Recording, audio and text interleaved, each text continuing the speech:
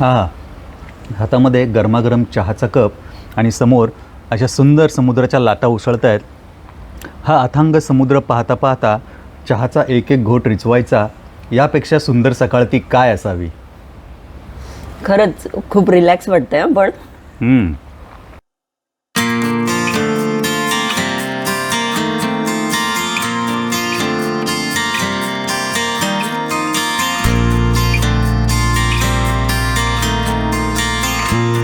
Good morning friends, welcome to the world of Aadi and Ayu. स्वागत आहे तुमचं आमच्या कोस्टल कर्नाटकाच्या या जर्नीमध्ये. या जर्नीचा आज आमचा 4था दिवस आहे आणि आज आम्ही आहोत मुर्डेश्वरला. आजच्या दिवसाचा असा प्लॅन आहे की आज आम्ही जाणार आहोत मुर्डेश्वर टेम्पल व्हिजिट करण्यासाठी आणि तेथून पुढे जाणार आहोत उडपीला. तर चला भेटूयात पुढच्या ठिकाणी, म्हणजेच मुर्डेश्वर टेम्पलला.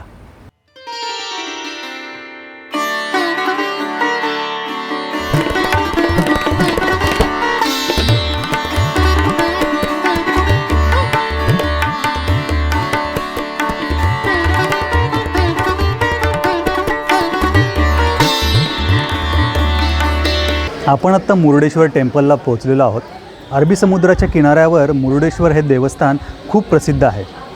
इथे भगवान शंकराचं एक पुरातन मंदिर आहे. तर चला आता आपण मंदिराला भेट देऊयात.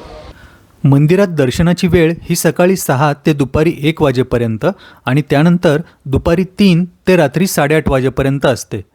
त्यामुळे तुम्ही जर दर्शनासाठी येत असाल तर या वेळा पाहून या.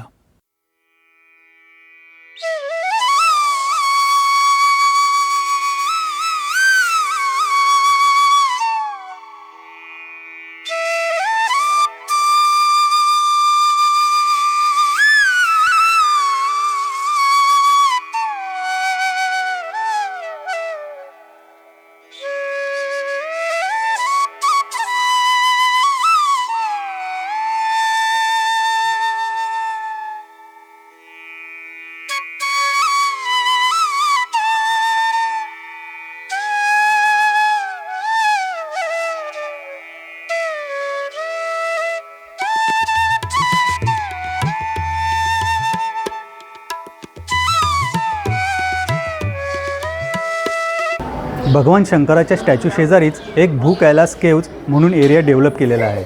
इथे भाविकांना आत्मलिंग संदर्भातली पौराणिक कथा स्टॅच्यूच्या माध्यमातून दाखवण्यात आलेली आहे.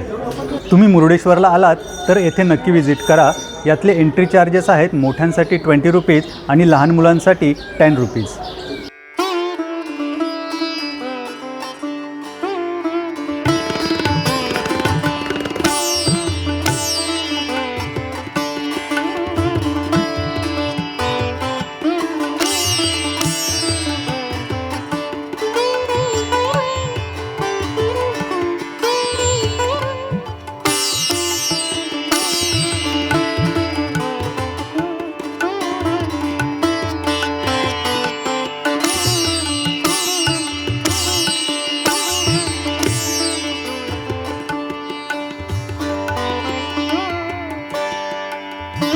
मुर्डेश्वरातील भगवान शंकरांची भव्य मूर्ती आणि इथलं 20 मजली गोपूर खरंच पाहण्यासारखं आहे. इथली भगवान शंकरांची मूर्ती ही 123 फूट उंच आहे आणि ती जगातील सर्वात उंच मूर्तींपैकी 2 नंबरची मूर्ती आहे. इथलं 20 मजली राजगोपूर देखील या प्रदेशातील सर्वात उंच गोपुरांपैकी एक आहे. इथल्या गोपुराच्या 18व्या मजल्यावर जाऊन आपल्याला भगवान शंकराच्या आणि इथल्या समुद्रकिनाऱ्याचा विहंगम नजारा पाहता येतो.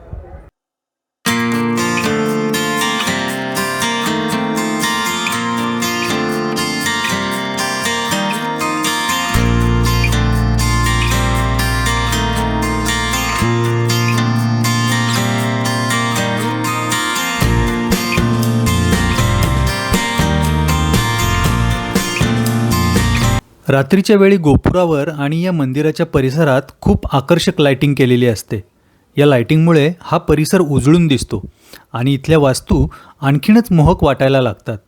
खास या लाइटिंगमध्ये मंदिर पाहण्यासाठी आम्ही रात्रीच्या वेळी पुन्हा मंदिरात आलो आणि ही रंगांची उधळण डोळे भरून पाहून घेतली.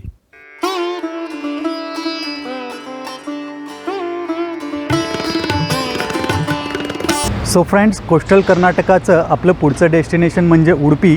तिथे आपण आत्ता पोहोचलेलो आहोत. मुरुडेश्वर ते उडुपी हे डिस्टन्स 100 किलोमीटर्सचं आहे आणि ते आपण 2 तासामध्ये कवर केलं. आणि आत्ता आपण आलेलो आहोत hotel ocean pearl times square इथे. या ठिकाणी आपलं चेकिंग आहे. तर मी चेकिंगची फॉर्मॅलिटीज कंप्लीट करून घेतो आणि आपण त्यानंतर भेटूयात.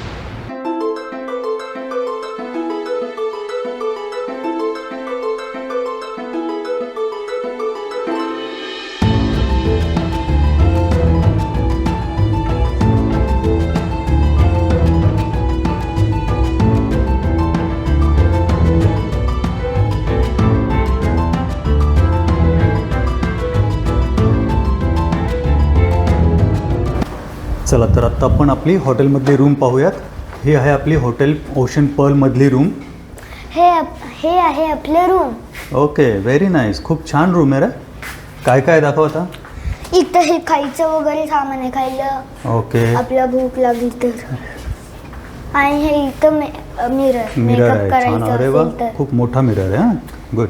इथं फोटोज पण आहेत बघा. इथं आहे, हां, फोटो फ्रेम लावलेले आहेत. इथं पण आहे, इथं पण आहे. येस येस, खूप सारे फोटो फ्रेम आहेत. आणि इथं टीव्ही आहे. ओके. बेड पण आहे खूप मोठा. आणि हे इथं बसून काही लॅपटॉपचं वगैरे काम काम करण्यासाठी. Okay, yes. आणि हे सिटिंग एरिया. हां, इथे फक्त बसण्यासाठी. आणि इथने काय रे. हे विंडो. हो, विंडोमधनं तर छान व्ह्यू आहे आपल्याला. Wow, nice. आणि काय राहिला. बाथरूम. येस. टॉयलेट कसं आहे पाहूयात. Open it.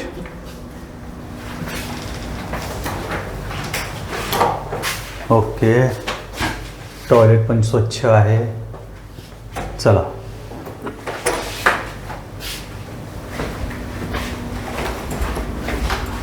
तर मित्रांनो, आता आपण आपल्या उडुपीच्या रूमवर आलेलो आहोत. चेकिंग केलेलं आहे. थोडीशी आता पेटपूजा करून घेतो, त्यानंतर आपण परत भेटूयात. उडुपीमधल्या भटकंतीची सुरुवात आपण करत आहोत कापू बीच आणि कापू लाईट हाऊसपासनं. कापू बीच उडुपीपासनं अराऊंड 18 किलोमीटर अंतरावर आहे. आता आपण कापू बीचवर आलेलो आहोत. तुम्ही माझ्या मागे बघा, हा आहे कापूचा समुद्रकिनारा.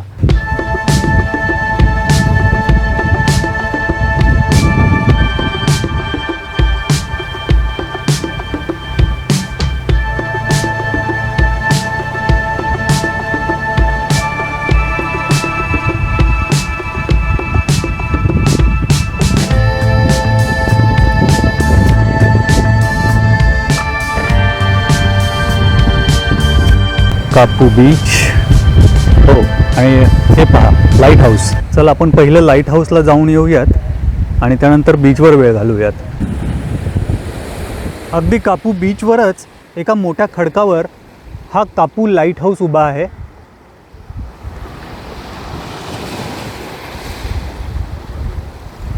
चला आपण आता हा जवळनं पाहूयात. या कापू हाऊसपर्यंत जाण्यासाठी आपल्याला काही पायऱ्या चढून जाव्या लागतात. कापू लाईट हाऊस किंवा कॉप लाईट हाऊस अशा दोन्ही पद्धतीने त्याला बोललं जातं.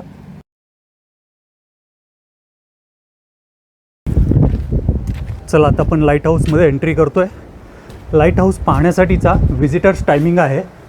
हे लाईट हाऊस 5:15 ते 6:30पर्यंत ओपन असतं आणि ते एंट्री करण्यासाठी चार्जेस आहेत 10 रुपीज पर पर्सन. आपण आता इथने तिकीट घेऊ आणि या लाईट हाऊसला व्हिजिट करू. चला. या लाईट हाऊसच्या वरपर्यंत जाण्यासाठी इथे अशी एक स्पायरल स्टेअरकेस आहे.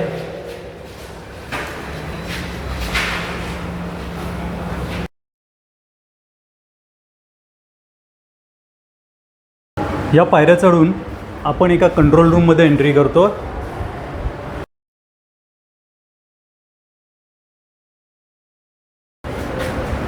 इथे एक विंडो आहे. इथनं देखील आपण समुद्राचा नजारा पाहू शकतो.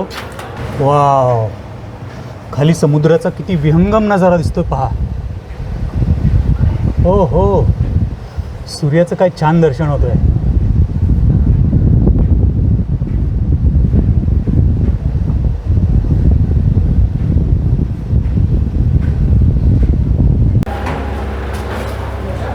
ही आणखी एक स्टेअरकेस चढून आता आपण वर जाणार आहोत.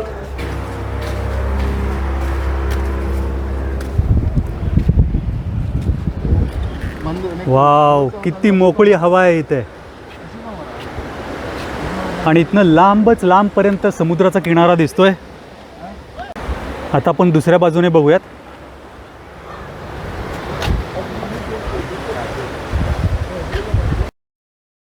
अयांश, कसं वाटतंय? खूप चांगलं आणि हवा पण खूप जोरात येते. हवा खूप जोरात येते आणि समुद्र कसा दिसतोय खाली. खूप सुंदर. वाव, किती लांबपर्यंतचा किनारा दिसतोय. या 100 फुटी लाईट हाऊसवर उभं राहून बर्ड आय व्ह्यूने हा समोरचा नजारा पाहताना खूप भारी वाटतंय. एक वेगळंच फिलिंग आहे.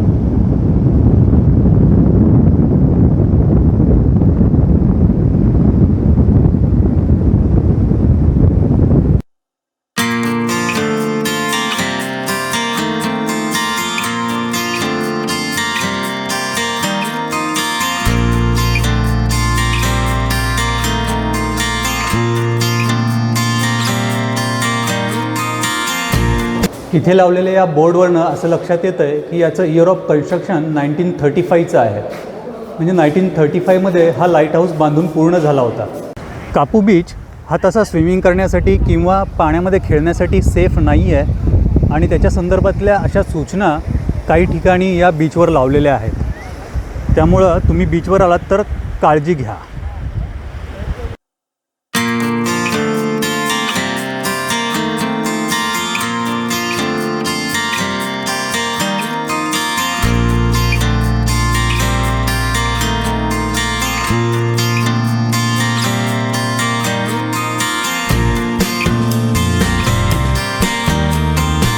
उडुपीमधील श्रीकृष्ण मंदिराला भेट देण्यासाठी आत्ता आपण आलेलो आहोत. उडुपीमधील हे मंदिर खूपच प्राचीन आणि तितकेच प्रसिद्ध आहे. असं सांगतात की 13व्या शतकामध्ये वैष्णव संप्रदायाचे माधवाचार्य यांनी या मंदिराची निर्मिती केली आणि येथे श्रीकृष्णाच्या मूर्तीची स्थापना केली.